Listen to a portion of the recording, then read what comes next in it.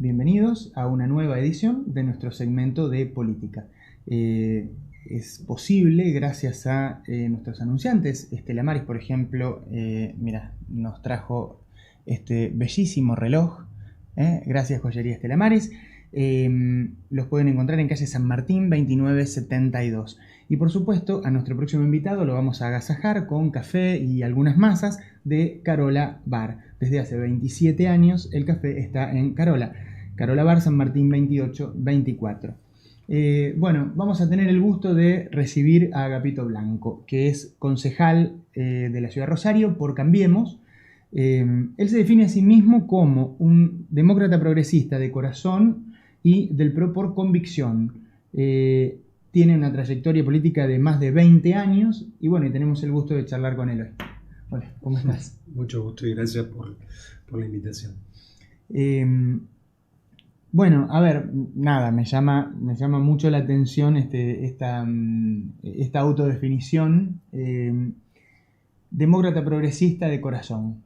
¿Podemos comenzar por ahí? Sí, yo en el año 87 me afilié a la democracia progresista, un poco motivado por esas primeras intenciones o curiosidades que me generaba la política. Ahí descubrí un poco la vida, la trayectoria del fundador de la Liga del Sur en su momento, que fue Lisandro de la Torre, que luego derivó en lo que es la democracia progresista. Uh-huh. En esas circunstancias tenía algún vínculo, alguna relación con la familia de Alberto Natale, uh-huh, que terminó un poco de definir mi vocación política y mis ganas de involucrarme en las filas de la democracia progresista. Mi participación al principio, en esos primeros años, fue de colaborador, de militante básico, de obviamente echar una mano en los eventos de la democracia que tenían que ver con los eventos proselitistas, uh-huh, y las elecciones, pero después ya un poco más intensidad, después de lo que fue la crisis del 2001, donde realmente creo que ahí fue un cachetazo que recibimos la mayoría de los argentinos. Ahí me decidí, ahí tomé la decisión que si realmente podía. Fue un momento complicado para mí. Yo en el 2001, termina la crisis del 2001 en diciembre, la crisis del 2001 en diciembre. Al año siguiente, a los pocos meses, personalmente quebré, realmente estaba liquidado, como quien dice. Y en ese momento, de alguna manera me prometí que si podía salir y si podía revertir esa situación, cuando tuviera las cosas más o menos saneadas en mi vida, me iba a dedicar más activamente a la política, a participar más del día a día de la política, ya con un objetivo que tenía que ver con intentar desde un lugar más ejecutivo poder cambiar la realidad, ¿no? O intentar cambiarla. Es muy difícil que una sola persona lo pueda hacer, pero colaborar, tratar de sumar a un conglomerado de personas que tuvieran un poco el mismo objetivo, y eso fue un poco mi movimiento en la política, hasta que en el 2007, como te decía, empecé a participar más activamente de la vida política del partido, de la vida interna del partido. Fue así como en el fines del 2007 hubo una interna dentro del partido, una interna auténtica, ¿no? Sí. No una PASO, sino una real interna del partido. Ahí participé por el lado de Natale, del otro lado estaba el diputado en ese momento también, Favario. Uh-huh. En esa oportunidad me arranqué perdiendo, ¿no? Porque fue mi primera vez que tomaba realmente partido. Y terminamos perdiendo, pero no por eso me sentí amedrentado, sino todo lo contrario. Entendí que la política era eso, que era suma de partes, y nosotros nos sentíamos dueños, en el buen sentido, de una parte del partido, de aquellos que nos habían votado, que habían elegido nuestro lado o nuestra parte de la razón. Y fue a partir de ahí que empecé a trabajar más activamente en el partido, representando ese número de afiliados que proporcionalmente nos había dado una silla en la Junta Ejecutiva provincial. Y ya te digo, fui miembro de Junta Ejecutiva Provincial, fui secretario de mi seccional, fui delegado al Congreso Nacional, uh-huh, o congresal en ese momento, como se decía, hasta que en el 2009 decidí presentarme como candidato. intenté de una manera u otra que el partido volviera a retomar sus orígenes, Sí. Se alejara del Frente Progresista, se alejara del socialismo, porque la verdad que ya se veía que el PDP venía perdiendo participación política año a año. Sí. Y yo lo resumí en su momento en una gran discusión que tuvimos en la Junta Ejecutiva. Digo que el partido no podía seguir alquilándole al Frente Progresista, y en este caso al socialismo, el sello del partido por cargos. Claro. Porque además ese alquiler cada vez era más barato, ¿no? Porque cada vez nos daban menos cargos o menos lugares o menos participación. Y ahí fue como presenté mi primera interna en las PASO. Armamos una lista 100% demócrata progresista y competimos contra Mónica Fein, contra Clara García, que era la representante del Frente Progresista, que era la que aglutinaba en una sola lista todas las voluntades del Frente Progresista, donde estaba obviamente el radicalismo, el socialismo, la democracia progresista. Y presentamos una lista, también se presentaron otras 2 listas de la democracia progresista, y bueno, en esa oportunidad fuimos la lista progresista más votada. Integramos la lista con Clara García, pero obviamente en un lugar que ni siquiera era expectable. Claro. Así que de ahí en más continuamos insistiendo en que el partido debía alejarse del Frente Progresista y debería retomar el camino que alguna vez abandonó. La excusa era que el partido necesitaba de esos cargos para poder pagar los alquileres, la luz, el teléfono y los gastos del partido, y mi lógica siempre fue la misma. Digo, Lisandro de la Torre empezó en el living de su casa sin ningún inmueble, sin ninguna propiedad, sin ningún gasto. Si nosotros estábamos comparado con esa situación infinitamente mejor, claro, porque había toda una estructura partidaria en toda la provincia de representatividad, o sea que nuestro punto de partida era muy superior al del propio Lisandro de la Torre. Así que nada, en el 2010 tomé la decisión de renunciar al PDP, con todo el dolor del alma, después de 20 y pico de años de afiliado. Y fue así como encontré a algunos viejos amigos que se habían involucrado activamente en el PRO, ¿no? Que en ese momento era Propuesta Republicana, y bueno, empecé a trabajar con ellos, empecé a participar, empecé a colaborar en todas las elecciones muy activamente. Rápidamente me convertí en un referente dentro de un sector del propio PRO. Fui director de la Casa de Buenos Aires en Rosario, ese fue mi primer cargo oficial dentro de lo que era la estructura del PRO en Santa Fe.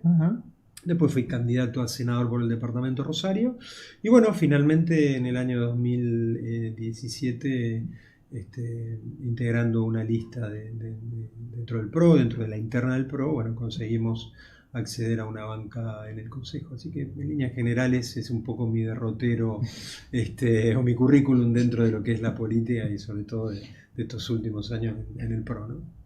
Bueno, muy nutrido, muy claro, diciendo verdades que están ahí a la vista. El off the record de la política. Sí, pero que todo el mundo sabe, y que está bueno que sea así claro. Bueno, a ver, de repente, obviamente, tantos años en política, vos sabés qué es lo que hace un concejal, qué es lo que hace un diputado, un senador, pero bueno, te toca a vos, entonces te da... Tantos años, me gusta la pregunta, porque en realidad tantos años en política no te lleva a saber lo que hace un concejal, un diputado. Uno cree saberlo, ¿no? Porque el camino que uno va desarrollando, uno cree entender cómo funcionan las cosas. Pero realmente cuando efectivamente te toca ocupar una banca, empezás a entender rápidamente de que había todo un universo de velos que todavía había que correr, que todavía había que descubrir. Y a mí me llevó un año entender cómo funcionaba el Consejo de Rosario y cómo era el mecanismo para lograr que un proyecto de ordenanza o que una iniciativa pudiera prosperar, ¿no? Un año de aprendizaje, un año de alguna forma entender el idioma, ¿no? Claro. Y por un lado fue frustrante y por otro lado fue enriquecedor, ¿no? Porque la primera sensación es decir, bueno, pero no era que 2 más 2 era 4. Bueno, no, 2 en política, 2 más no es 4, nada es lo que parece. Los buenos no son tan buenos, los malos no son tan malos. Pero sí uno entiende después de esas frustraciones que la política es un arte, es una herramienta que que depende de uno, depende del político hacerla una herramienta virtuosa o una herramienta viciosa, ¿no? Es como un martillo, uno lo puede usar para construir una casa o lo puede usar para partirle la cabeza a alguien. Bueno, creo que es el gran desafío de la política, entender que esos códigos, ese idioma, hay que aprenderlo con el sentido y con el fin de poder hacer, lograr que los proyectos que uno tiene lleguen al recinto y puedan ser votados, porque si hay algo que sí la gente puede interpretar o todo esto que le estoy diciendo, pero hay una realidad, desde que un proyecto, de que una iniciativa empieza a gestarse, de ahí a que llegue de que llegue al recinto y pueda ser votada, bueno, hay todo un proceso de comisiones, de discusiones, donde también se incorporan estos códigos, estos idiomas de la política que uno debe aprender para lograr que su proyecto vaya prosperando las distintas etapas y los distintos tamices que necesariamente tienen antes de llegar al recinto y levantar la mano para ser votado. Entonces eso también fue un aprendizaje, como yo siempre digo en el grupo nuestro de trabajo. Yo terminé el 2018 habiendo aprobado Política 1, así que imagínate que todo lo anterior fueron cursillos, ¿no?, de preparación, ni siquiera se podían tomar como una materia. Pero bueno, fue interesante y de acá para adelante uno se siente, una vez que entendés cómo eso funciona, es todo mucho más fácil, todo mucho más cómodo, claro.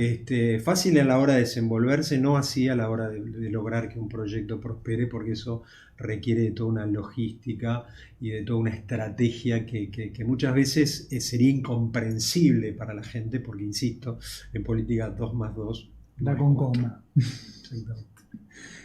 A ver, ¿podemos poner un ejemplo de, a ver, cómo sería a lo mejor, no sé, cómo levantás un proyecto? Suponete que vos viniste acá. Bueno, un proyecto empieza, obviamente, por la confección del proyecto, por la confección de los considerandos, de los vistos. El visto es, visto los accidentes que se producen en la esquina de San Martín al 3005. Y considerando que la seguridad vial, y haces todo un desarrollo de lo que debería ser un proyecto tendiente a resolver un problema vial, por ejemplo. Después vas a lo que es el articulado de lo que querés promover. Entonces, bueno, artículo 1, dispóngase que el Ejecutivo Municipal, a partir de la repartición que corresponda, proceda a 2 puntos. Y ahí empieza a instalar un semáforo, un limitador de velocidad, cartelería, lo que fuera, ¿no? Del proyecto que uno quiere proponer, ya sea por una iniciativa propia o por iniciativa de los vecinos. También uno hay veces que a partir del requerimiento de un vecino genera un proyecto. Bueno, ese proyecto se sube a una plataforma digital que hoy tiene el Consejo, y es de esa plataforma digital el resto de los concejales pueden acompañar la iniciativa. Uno por práctica lo deja 24 horas subido a esa plataforma para que otros concejales puedan acompañar. Al día siguiente, cumplidas esas 24 horas, que insisto, es un parámetro que se pone uno, otro concejal directamente puede no compartirlo, y hay otros concejales que lo pueden dejar una semana. En mi caso lo dejo 24 horas, si hay algún concejal que quiera acompañarlo, bienvenido sea, y si no, automáticamente lo mandamos también digitalmente a lo que es la mesa de entrada. Mesa de entrada te da un número y lo caratula al proyecto. ¿Qué es caratularlo? Decir, bueno, por la tipología del proyecto, ¿por cuántas comisiones tiene que ir? ¿Va una sola? ¿Tiene que ir a 2? ¿Tiene que ir a 3? ¿Tiene que ir a 4? Y eso hace a la complejidad, ¿no? Porque una comisión está integrada por 7 concejales. Para que ese proyecto prospere, para que pase a otra comisión, necesita del voto favorable de la mayoría de la comisión. O sea, de los 7 concejales, mínimamente necesita que 4 estén de acuerdo para que ese proyecto tenga opinión favorable y pase a la segunda comisión. Claro. Y en la segunda comisión debe cumplir nuevamente con ese requisito de ser votado mayoritariamente para poder seguir escalando ese proyecto. Y uno, cuando el proyecto entra en la comisión en la cual uno participa, yo participo de las comisiones de obra pública, de salud, de planeamiento y de derechos humanos, si toca que el proyecto que yo presenté viene a una de mis comisiones, bueno, es un tanto más fácil, ¿no? Porque uno tiene la oportunidad de defender el proyecto ante los otros concejales. Claro. Cuando esa circunstancia no se da, es un poco más difícil porque uno no tiene participación activa en las otras comisiones. Tiene voto, pero no tiene, perdón, tiene voz, pero no tiene voto. Y muchas veces la propia dinámica del consejo no te da tiempo de ir a otra comisión a defender tu proyecto. Entonces es ahí donde uno depende, en muchos casos, de los concejales del propio bloque que también defiendan tus proyectos. Defender un proyecto no es solamente argumentarlo, también tiene que ver con una negociación, ¿no? Y ahí es donde entra las herramientas que tiene la política de poder negociar con otro concejal proyectos. Que uno dice, bueno, pero si el proyecto es bueno, ¿por qué otro concejal no debería de aprobártelo independientemente de los intereses que tenga? Bueno, la verdad que esa pregunta se la deben haber hecho todos los políticos de la historia de la humanidad, pero para el conocimiento de la gente esto funciona así en todo el mundo. Lo que pasa es que hay determinados límites, hay determinadas varas que en algunas políticas de otros lugares del mundo no se corren o no se han corrido, y hay límites, y en esos límites hacen que esas sociedades o esos políticos hayan producido para la gente políticas que beneficien al común y no a la política. Obviamente que la política tiene un gran déficit con la gente. En estos 80, 90 años de derrotero caótico de la Argentina, el único beneficiado ha sido la clase política, es decir, los únicos grandes ganadores ha sido la clase política, mientras que la gente ha sido la gran perjudicada. Bueno, eso es una asignatura que tiene pendiente la política, que los políticos debemos revisar, pero la realidad es que más allá de que yo pueda decir esto y que todos los políticos puedan coincidir en esto, lo que pasa es que no está ocurriendo, no está pasando. Esa expresión de deseo que uno dice, bueno, los políticos no ha ido bien, a la gente le ha ido mal, termina siendo un relato, termina siendo un cliché, pero no se verifica en la calle. Muchas veces nosotros nos planteamos qué pasaría si el consejo de un día para otro cerrara, y la verdad que no pasaría nada, la gente ni se enteraría. Es probable que mucha gente pasando por 1 de Mayo y Córdoba mirando el edificio diga, che, qué lindo edificio, ¿qué habría acá? Y alguno, a lo mejor algún vecino, bueno, acá estaba la legislatura municipal, acá estaba el consejo. ¿Y qué era el consejo? Porque la verdad que no sería para la gente algo necesario. Yo creo que sí es necesario porque las herramientas están. Que no estemos logrando utilizarlas como corresponde es otra cosa. Sí. Pero me parece que el propio derrotero histórico de la democracia va a llevar que ese consejo finalmente en alguna vez funcione. Dicho esto, también debo decir que comparado este consejo a consejos anteriores, a consejos de los primeros años de la democracia, este consejo es infinitamente superior a lo que era aquel consejo del año 83. Ahí sí corrían valijas por los pasillos con dinero, ahí sí había hasta incluso armas. Era una política complicada, era una recuperación de la democracia en ese momento muy pasional en algunos casos, pero también con mucha ambigüedad, y esas ambigüedades y esos códigos o esas ordenanzas que habían quedado caducas en el tiempo permitían la creación de kioscos, ¿no? Kioscos donde realmente se traficaba el voto. Hoy el voto se puede traficar, pero no en términos económicos, se puede traficar en términos de pertenencia, en términos ideológicos, en términos de cómo un político se para ante un determinado problema y por dónde él cree que va la solución. Pero no, yo sinceramente no veo en el consejo, porque si no sería muy evidente, está todo falta transparentarlo mucho, sobre todo en lo que tiene que ver con la gestión diaria y en lo que tiene que ver con las declaraciones patrimoniales de los concejales. En eso no se está cumpliendo. Se está cumpliendo pues se presenta en sobre cerrado y se deja en una caja fuerte, como quien dice, y a requerimiento de la justicia estaría esa declaración patrimonial a disposición, pero no está a disposición del ciudadano, como sí dice la ley provincial, que debería de poderse acceder a esa información públicamente. Nosotros de motu propio, en mi página www.agapitoblanco.com está colgada mi declaración patrimonial, como todos los integrantes de mi despacho, ¿no? Ahí está el currículum de cada uno de ellos, los nombres. En ese sentido intentamos obligar, levantando la vara en el buen sentido, obligar al resto de los concejales que pudieran acompañar, ya que políticamente no estaba pasando, bueno, poder llegar a a que el resto pudieran tomar emular como la ejemplo. iniciativa, ¿no? Pero bueno, no, tampoco es determinante. Es decir, también es una declaración jurada en la cual algunos pueden plantearla o no plantearla. Bueno, yo la planteo porque lo dice la ley y así debe ser, pero tampoco hago con esto una crítica ni estoy juzgando a mis colegas, porque bueno, algunos te dirán, mirá, yo no quiero exigir mi declaración patrimonial por un tema de seguridad, por mis hijos, por mi familia. Creo que es atendible, pero en todo caso lo que tendríamos que hacer es modificar la ley. Cuando uno no está de acuerdo con algo, que no pase, modifiquemos la ley porque esto, por esto, por esto. No cumplirla es un estadio que no está bueno ni para nosotros ni para la credibilidad ante la gente, ¿no? Y sobre todo teniendo en cuenta que la política está mal vista. El inconsciente colectivo cree que la política es una porquería. Es una pena porque es lo mismo que pensar que el administrador del edificio es una pena o que el presidente del consorcio no sirve para nada. Bueno, que eso pase y que siga ocurriendo implica que hay algo que no está funcionando, porque los políticos somos los administradores del destino y del futuro de cada uno de nuestros hijos y deberíamos ser más observados, deberíamos ser más interpelados por la gente, sobre todo cada 2 años. Que la gente pueda analizar lo que hoy Agapito está diciendo y compararlo con lo que pasó al año y a los 2 años para ver si renuevan la confianza que en algún momento me dio. Es una situación que hay que revisarla socialmente. Es fácil, no estamos pidiendo que la gente se involucre todos los días, ni siquiera todas las semanas, ni siquiera todos los meses. Una vez cada 2 años, 24 horas antes, hacer un pequeño ejercicio.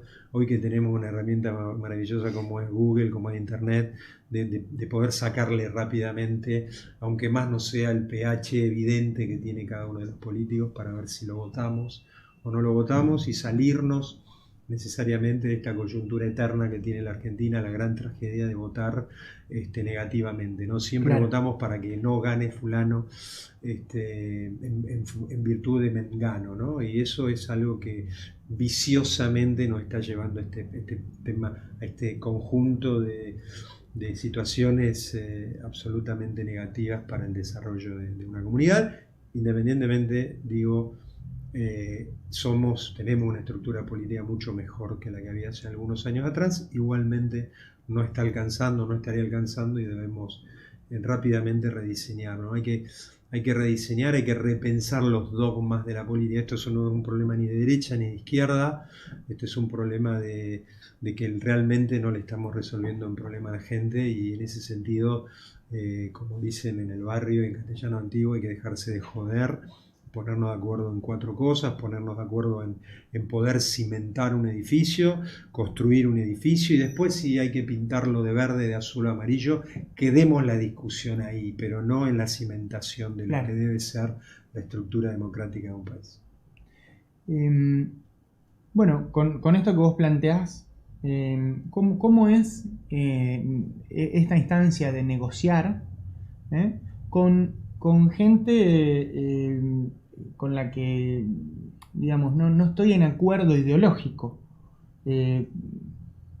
Digo, ¿cómo funciona una discusión en la que tenemos que discutir, o sea, tenemos que discutir este proyecto y pensamos distinto?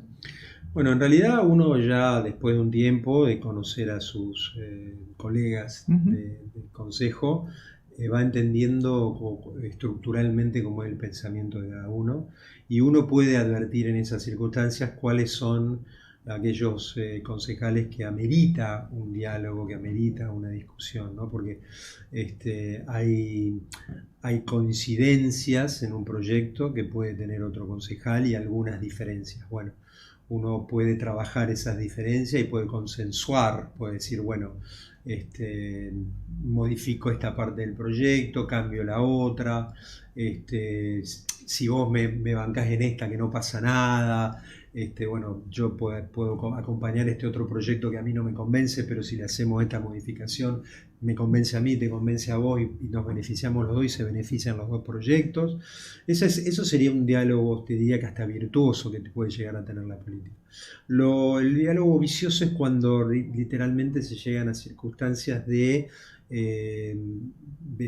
cambiar un voto por el simple hecho de te apoyo o no te apoyo. Es decir, bueno, votame este proyecto porque si no yo no te apoyo el otro. Y la verdad que muchas veces en esa discusión ni siquiera está el análisis del proyecto de uno ni del proyecto del otro. Bueno, yo en esa instancia no llego, sé que ocurre, pero sinceramente tuve tantos años en la actividad privada y en la actividad militante de la política que no voy a tirar por la borda 30 años de mi vida privada por un año y medio de concejal. Así que en eso no entro. Y después están las otras posiciones que yo respeto porque creo que son intelectualmente honestas. Es decir, el tipo puede estar recontra equivocado por mi parte de la razón y él tiene la otra parte de la razón, pues para mi modo de ver puede estar absolutamente equivocado, pero yo lo respeto porque lo argumenta y lo defiende. En esos casos muchas veces es muy difícil iniciar un diálogo porque es literalmente cómo uno se para ante un determinado problema, ante una determinada circunstancia que amerita un proyecto. Por ejemplo, yo con la gente de Ciudad Futura casi te diría que en todo este tiempo no he tenido ninguna coincidencia. Alguna pude haber tenido, pero fue más retórica que en términos de contenido intelectual. Porque sinceramente nos paramos de manera distinta. Ellos no respetan ni creen en la propiedad privada. Yo creo que en la interacción entre el Estado y el particular, la política puede apropiarse de determinados derechos en función de lo que aparentemente sería un objetivo superador. Yo creo que en ese sentido se equivocan en el planteo. Yo creo que nosotros lo que sí debemos discutir es lo que hacemos con los impuestos que genera la actividad privada, y ahí sí discutamos si compramos una pantalla LED para un evento público, si hacemos un museo, si hacemos un colegio, si hacemos una autopista, una cloaca, un agua potable, una biblioteca. Discutamos las prioridades que debe tener la inversión pública. Entonces discutamos qué hacemos con los impuestos que genera un privado, pero no con el patrimonio del privado. Es decir, yo creo que la Constitución Nacional en su artículo 5 lo define muy claramente en lo que tiene que ver con el patrimonio personal, con la propiedad privada, y en ese caso es imposible que podamos llegar a un acuerdo con la gente de Ciudad Futura, porque insisto, ellos creen que ante un bien superior se puede avasallar un principio básico constitucional, ¿no? Es decir, yo entiendo que hay que darle respuesta estructural a la gente para que pueda acceder a la vivienda, para que pueda salir de la pobreza, pero eso no es en contra de, sino a favor de. Entonces, cuando la solución pasa por ponernos en contra de otras personas y de querer tomar su patrimonio o su propiedad privada para resolver el problema de un tercero, eso convierte a lo que debería ser un derecho, lo convierte en un privilegio, ¿no? Entonces, cuando yo digo todo el mundo tiene derecho a una vivienda digna, sí, pero cuando otra persona debe trabajar para generar esa vivienda digna para un tercero, ya deja de ser un derecho y se convierte automáticamente en un privilegio. Entonces, la actividad privada desarrolla en todo el mundo, es lo único que desarrolla la generación de impuestos, la generación de recursos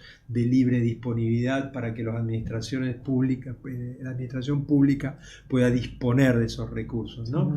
Pero ahí debe estar puesta la discusión. ¿Qué hacemos con esos impuestos y no qué hacemos con la propiedad privada? Independientemente de si el que la tiene mucho o tiene poco. Si querés, podemos discutir cómo llegó a tenerla, si fue legal, no fue legal, pero esto de estigmatizar permanentemente a los empresarios, a los comerciantes, a aquellos que tienen la posibilidad de pasar o de tener un buen pasar, como quien dice, de estigmatizarlos permanentemente en función de los que no tienen, me parece que es el gran conflicto que tiene la Argentina y que al no poder superarlo no nos permite crecer, porque la verdad es que yo, desde que entré al Consejo, lo que estoy planteando permanentemente es que nosotros los 28 concejales, debemos salir a la calle a hablar con comerciantes, con empresarios, para ver qué necesitan para poder invertir en esta ciudad. ¿Cómo hacemos para que esa gente que en muchos casos tiene el dinero debajo del colchón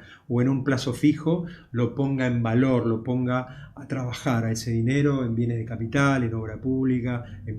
Obra pública me refiero a la participación público-privada, Sí, claro. en emprendimientos que generen trabajo, que generen impuestos, para ver qué hacemos con esos impuestos. Bueno, hoy, lamentablemente, y ya desde hace mucho tiempo en el Consejo estamos permanentemente discutiendo la actividad privada en términos de si le pedimos más o le pedimos menos. Y eso lo único que está haciendo es cerrar el camino, porque la verdad que los empresarios que tienen posibilidades de elegir no invierten en la ciudad de Rosario, no invierten en la República Argentina, salvo en circunstancias coyunturales que les permite entrar y salir rápidamente.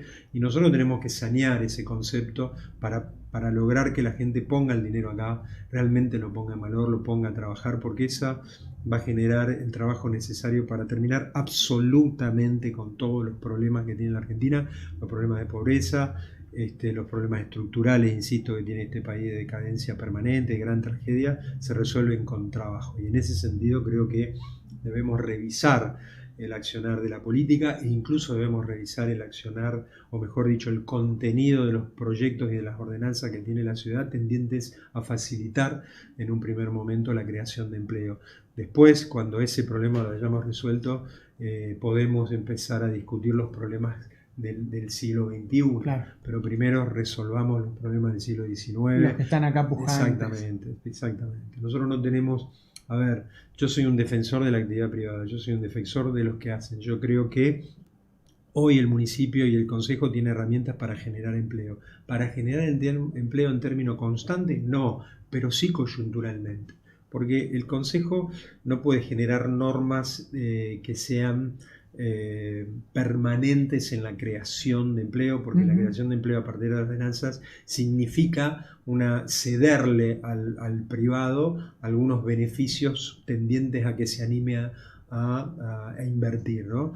Pero eso no puede ser permanente. Es decir, yo le puedo dar a un constructor o no a un constructor, al universo de los constructores de la ciudad de Rosario, los miles que hay, porque es una actividad muy atomizada, le puedo dar una mayor edificabilidad por un límite de tiempo que pueden ser 6 meses, que es un proyecto que presentamos, para que en esos 6 meses ese constructor pueda tener mayor edificabilidad. Esa mayor edificabilidad va a generar puestos de trabajo y va a mantener a los puestos de trabajo, pero no lo puedo hacer por más de 6 meses, porque si no automáticamente ese beneficio que yo quiero ponerlo en términos coyunturales para resolver una coyuntura se traslada automáticamente al precio de la tierra, y lo que quería conseguir automáticamente lo estoy perjudicando. Lo estás socavando. Entonces, pero al hacerlo por un determinado límite de tiempo, al abrir una ventana en el tiempo, el proyecto termina siendo muy beneficioso para el sector. Pero bueno, lamentablemente ese proyecto no pude lograr que prospere, porque insisto, hay un sector muy grande de la política que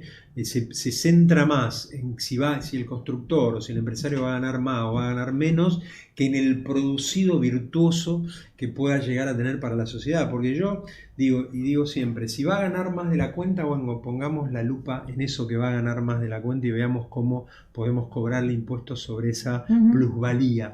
Pero la realidad es que por cada 10 pesos que se invierten en la construcción, 6 son impuestos, tanto nacionales, provinciales, municipales. De ahí se pagan las leyes sociales, de ahí se pagan los planes de trabajo, de ahí se paga el sueldo de la actividad pública, de ahí se paga todo. Entonces, yo muchas veces escucho a algunos políticos que dicen, bueno, pero este proyecto no le deja nada a la ciudad. Me parece que es una mirada muy obtusa del proyecto, una mirada muy obtusa de la realidad. Me parece que se concentran en un solo capítulo, y la verdad que cualquier actividad conforma una sucesión de capítulos que terminan siendo una gran película. Entonces muchas veces me alarma, porque no sé si lo hacen por mala leche o por desconocimiento de cómo funciona la estructura económica de un país. Entonces es muy fácil decir que hay que hacer esto, hay que hacer aquello, que hay que hacer vivienda, que hay que dar planes de trabajo, pero nadie o muy pocos políticos discuten con qué recursos. Claro, ¿de dónde va a salir la plata para hacer eso? Porque aparte son los mismos que después dicen que la actividad argentina en la actividad económica argentina tiene una excesiva carga impositiva, Sí, claro. pero realmente por esa excesiva carga impositiva hoy estamos pagando todo lo que ellos reclaman que debemos pagar. Entonces, insisto, muchas veces pienso que hay sectores de la política que les conviene y que quieren que esto continúe así, que les conviene y quieren que siga habiendo pobres y desocupados en la República Argentina, porque la verdad es que a lo único que saben hablarle es esa tribuna que les reclama sin sentido en muchas veces determinadas cuestiones de beneficio que nada tienen que ver con el laburante, que nada tienen que ver incluso con aquel que padece la pobreza. Wow. No, una serie de conceptos que sí, que claro, que están, bueno, que son interesantes también, que pueden ser transmitidos de esta manera tan Yo clara. creo que la gente sí tiene que empezar a prestar atención. Y creo que la gente está reaccionando, ¿no? Se está mirando la política de otra manera. La gente empieza a participar. Los canales de comunicación como el de ustedes, que empiezan a ser incipientes. Creo que este universo de redes sociales, la gente ya incluso empezó a administrarlas con cierta coherencia, entender que es una fake news, entender que cuando es pescado podrido lo que intentan vender. Digo, ya la gente no come vidrio, ¿no? Y de a poco hay una participación más contundente, y se vio en las últimas elecciones. Mira, nunca yo pensé cuando vos empezás a adquirir conceptos políticos, cuando vos empezás a decir, bueno, alguna vez escuché, no recuerdo exactamente qué político americano dijo, esto es economía tonto o algo así, ¿no? Refiriéndose a por qué iba a ganar o por qué no iba a ganar un candidato, ¿no? Como que la economía era todo. Si te iba bien económicamente el país, el político le iba a ir bien, y si económicamente le iba mal, la gente no le iba a votar. Entonces, en ese concepto, yo creo que por primera vez en la historia argentina, y te diría que debe ser uno de los pocos casos a nivel mundial, que a pesar, y en esto hago cargo a mi sector político, ¿no? A pesar de el desastre que nosotros promovimos, porque la verdad que, salvo los indicadores estructurales, que eso es muy difícil de medir, salvo, insisto, hoy tenemos más energía, hoy tenemos más rutas, tenemos una infraestructura al servicio del ciudadano muchísimo mayor, incluso también en términos jurídicos, en términos de seguridad. Pero eso es muy intangible, ¿no? Para el día a día. Sí, para lo que uno puede ver. Exactamente, para el día a día la verdad que terminamos con una inflación superior a la que recibimos, con un dólar que también con procesos de devaluación, volvimos a terminar con un cepo, los indicadores son muy malos. A pesar de eso, la gente entendió que había una buena intención, que la idea era llevarnos hacia un lugar de política en serio, de una estructura social más sustentable, más sana. Entendió eso, más allá de que nos equivocamos, y por eso casi el 40% de la población acompañó a Cambiemos, y la otra mitad tampoco pudo acceder a tener en términos nominales la mayoría absoluta. ¿Sí? Hubo la mitad de los argentinos que no creyeron en el proyecto del presidente electo, y de esa mitad de los argentinos, más de 3/3 confiaron en Cambiemos, ¿no? Sí, creo que eso fue contundente, y eso sienta las bases tal vez de un nuevo bipartidismo para la República Argentina, pero no hay que confundirse. Los políticos, y sobre todo los que nos queremos arrogar la representación de ese porcentaje, no hay que equivocarse. Esos votos no son nuestros, esos votos son de la gente, porque mayoritariamente ellos mismos se militaron. Es decir, fue un voto militado de boca en boca de los propios que creían así. Es decir, vamos para adelante, hay que votar, hay que apostar a esto. Por esto insisto que esos votos no son de Macri, esos votos son de la gente. Y merecer esos votos implica de una madurez, por sobre todo de nuestro lado, ¿no? Que somos un partido joven, que debemos ser merecedores realmente de esos votos.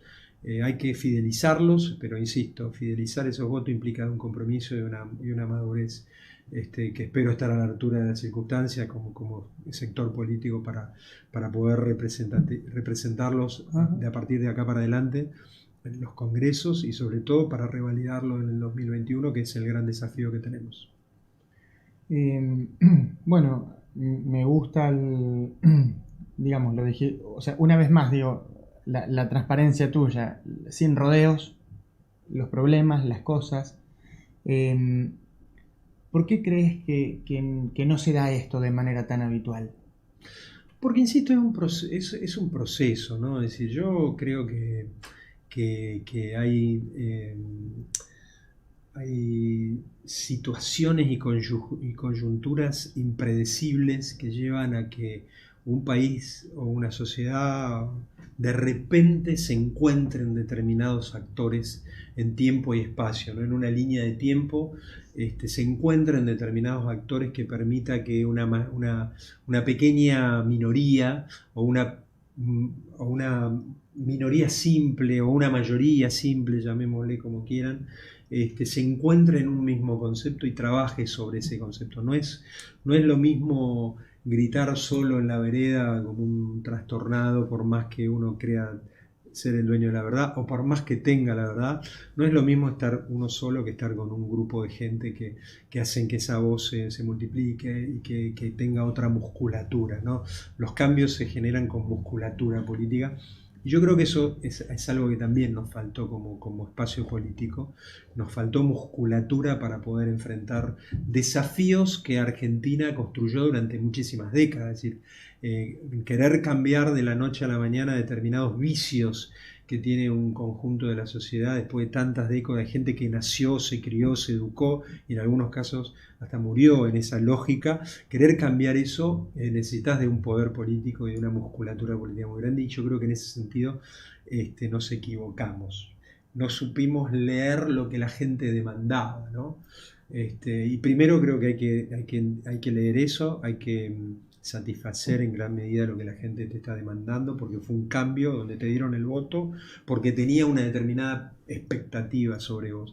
Esa expectativa tendría que haberse leído, tendría que haberse solidificado, para después sí plantear los cambios estructurales que necesitaba el país. Me parece que nos apuramos, me parece que a aquellos que intentamos beneficiar fueron beneficiados con nuestros ojos. Es decir, nosotros creíamos que esa gente que nosotros queríamos beneficiar quería una determinada cosa y en realidad esa gente quería otra cosa.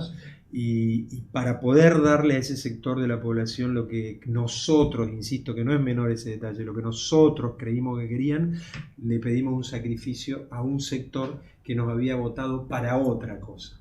Entonces, cuando terminó, en el final del camino, resulta que a quienes nosotros creímos beneficiar no lo veían de la misma manera y nos votaban en contra, y aquellos que nosotros aquellos que nos habían prestado el voto porque creían en nosotros para hacer algo, no hicimos eso, y entonces terminó una situación donde no votaban ni los unos ni los otros. Pero bueno, en el final del camino creo que también por primera vez tuvimos un presidente que pudo pedir perdón, que pudo pedir disculpas, que pudo decir me equivoqué, pero de acá para adelante entendí. Eso en algunos casos o la política tradicional podía entenderse como un signo de debilidad. Sí, claro. Yo creo que fue todo lo contrario, la gente lo tomó como un signo de fortaleza. Y bueno, insisto, ahora tenemos el gran desafío de fidelizar, de realmente estar a la altura de ese nuevo mandato que nos dio la gente, decir, bueno, ustedes tienen que hacer de ahora en más la oposición, tienen que revalidar estos títulos y en el 2021 volvemos a ver de qué se trata y volvemos a ver si los votamos o no los votamos. Pero es necesario que la gente entienda que ese voto, esa voluntad popular que uno representa en su voto personal, ¿no? Ese es el sentido, que la gente entienda que su voto es el que produce el cambio. Pues dice, no, yo no puedo hacer nada con un voto, no hace nada. No, hay que entenderlo que es al revés. Un voto es el que vale, un voto es el que define. Esa voluntad férrea de entender y sentir que ese voto puede cambiar la realidad es lo que va a transformarnos en un país realmente de solidez democrática y con vicio de tener algún futuro. Bueno, nada, me parece muy complejo. Gracias. Una cosa como para... o sea, son temas muy complejos y vos los podés bajar de una manera muy didáctica. Te voy a pedir un segundito que yo necesito agradecer. Sí, por supuesto. Vamos a De ver. esto se trata. Claro. A ver, acá tenemos una bandeja de pizza de BC Plásticos. BC Plásticos es una fábrica de plásticos de aquí de la ciudad de Rosario que produce elementos de muy buena calidad y que, digamos, todos sus artículos los pueden encontrar en cualquier supermercado o bazar. BC Plásticos, gracias por confiar en nosotros. También tenemos que agradecer a Muebles de Pino Rosario, que nos acompaña. Ellos ofrecen un mueble de pino con diseño distinto a lo que encontrás por ahí y lo puedes comprar desde la web en la comodidad de tu casa entrando en www.mueblesdepinorrosario.com.ar. Atentos a los días viernes que hay descuentos especiales. Y por último agradecer a Nereo, que es la empresa de computación que nos repara tanto la computadora como la tablet o el teléfono y que además puede vendernos, puede también con su división empresas atender las necesidades del día a día de cualquier compañía. Nereo entonces en www.nereo.com.ar o al 447-6845. Bueno, Agapito, gracias por el espacio. Bueno, como vos marcabas un poco, hay una pregunta que a mí me gusta hacer, que es cómo ves vos la gente acercándose a la política. Es decir, desde tu experiencia como concejal, ¿cómo se acerca a vos la gente? Mira, voy a tomar lo que pasó recién para entender, para poder transmitirle a la gente cómo es nuestra estructura de pensamiento. Recién cuando mostrabas el plato de pizza o de plásticos, hiciste hincapié que era una empresa de Rosario. Sí. Cuando hablaste de los muebles de pino, también dijiste que era una empresa de Rosario. Empresas de Rosario que están produciendo, que están generando valor. Yo creo que lo que nosotros debemos hacer como legisladores, que es un poco lo que planteamos al principio, es concentrarnos en la solución de los problemas y no en el diagnóstico de los problemas. Entonces, vos podés tener un concejal que va a un barrio a, por enésima vez, tomar el reclamo del vecino que hace 40 años que tiene la zanja a cielo abierto. ¿Sí? O podés ir a hablar con un empresario, con un comerciante, con el que fabrica los muebles de pino o con el que fabrica las bandejas de plástico de acá de Rosario, para preguntarle qué necesita, de qué manera podemos hacer algo desde el municipio para que él pueda ampliar su fábrica, para que él pueda vender más, para que él pueda incorporar nuevos puestos de trabajo. Eso, multiplicado por miles de comerciantes, industriales y empresarios de la ciudad de Rosario, debería de generar un universo de nuevos empleos que van a generar un universo de nuevos recursos económicos en términos de impuestos para resolverle a esa señora la zanja a cielo abierto que hace 40 años que tiene en su barrio y que ningún político ni ningún signo político pudo resolverse. Entonces, nosotros lo que estamos haciendo es caminar la calle, sacándonos este concepto, ¿no?, de que hay que caminar los barrios. Digo, por el amor de Dios, hace de que yo tengo observación que la política dice que hay que caminar los barrios, digo, nosotros ya sabemos, porque lo venimos hablando hace 40 años, cuáles son los problemas de los barrios y no los estamos resolviendo. Es decir, no estaría pasando eso que nosotros decimos que hay que hacer para cuando vamos a los barrios. Entonces, la idea nuestra es pararnos de otra manera. Queremos ir a visitar a aquellos que tienen la posibilidad de generar recursos que trasladados a lo cotidiano van a generar más impuestos y van a generar que esa persona que hoy vive en un barrio complicado, en un barrio estructuralmente con muchas deficiencias, tenga trabajo, y si ese tipo tiene trabajo no le quepa duda que probablemente en unos años pueda tener la posibilidad a través de un pequeño ahorro de agarrar y él tapar la zanja, ya que el Estado no se la tapa, entonces le tira una losa arriba y por lo menos, como lo vemos en muchísimos barrios, que a pesar de tener zanja de cielo abierto, hay pequeños tramos de la cuadra que el vecino hizo la inversión, construyó la vereda, le puso una cañería para entubar la zanja y ese pedazo de ciudad, ese pedacito de ciudad, a partir del trabajo y a partir de que esa familia tenía empleo, pudo resolverlo, ya que el Estado no se lo resuelve. Me parece que esa situación multiplicada, insisto, por miles, imagínate esto que nosotros hacemos, 2 o 3 concejales que tenemos esta idea, imagínate eso replicado en los 28 concejales que pudiéramos estar dando vuelta por la ciudad, a ver de qué manera ayudamos a los comerciantes, a las fábricas para que produzcan más. Bueno, eso se vería en el corto plazo, se vería reflejado en la calle, no solamente en el consumo, sino en situaciones de resolución estructural de muchos de los problemas que tiene la ciudad.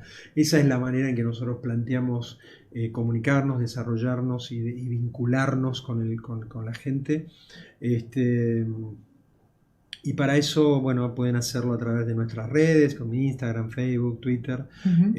Lo pueden hacer en mi página. Pueden llamar directamente al consejo o si no, si tienen ganas de tomar nota, mi celular es 156-281-090. Me mandan un mensaje y seguramente los vamos a visitar en cuanto podamos ponernos de acuerdo, en combinar un horario para visitarlo en su lugar de trabajo, en su fábrica, en su comercio, también en el barrio, porque hay problemas, insisto, que tienen que ver con la estructura de la ciudad que son difíciles de resolver, pero hay cuestiones menores que sí podemos impulsar desde el Consejo, como puede ser la instalación de un lomo de burro, un badén, un cartel de pare, un semáforo, una poda de escamonda de un árbol que esté complicado. Bueno, si bien el municipio está obligado a resolver esto ante el mínimo requerimiento del ciudadano, cuando eso no pasa, porque lo que pasa en la política es que no pasa, y bueno, desde el Consejo nosotros podemos presionar con un poquito más de énfasis para que algunas cosas se resuelvan. Bueno, no tuve que trabajar, fui una escucha. Te agradezco mucho por haber venido, al contrario. Por la claridad, por confiar en el espacio también, que nos hace muy bien. Así que bueno, a tu disposición para lo que quieran, lo que necesites. Difundir, estamos aquí. Dale, buenísimo, muchas gracias. Bueno, y muchas gracias también a ustedes que nos ven siempre. Y bueno, como les decimos habitualmente, si les gusta lo que ven, lo pueden compartir y estén atentos a las próximas entregas de nuestro ciclo de política en Bitácora. Muchas gracias.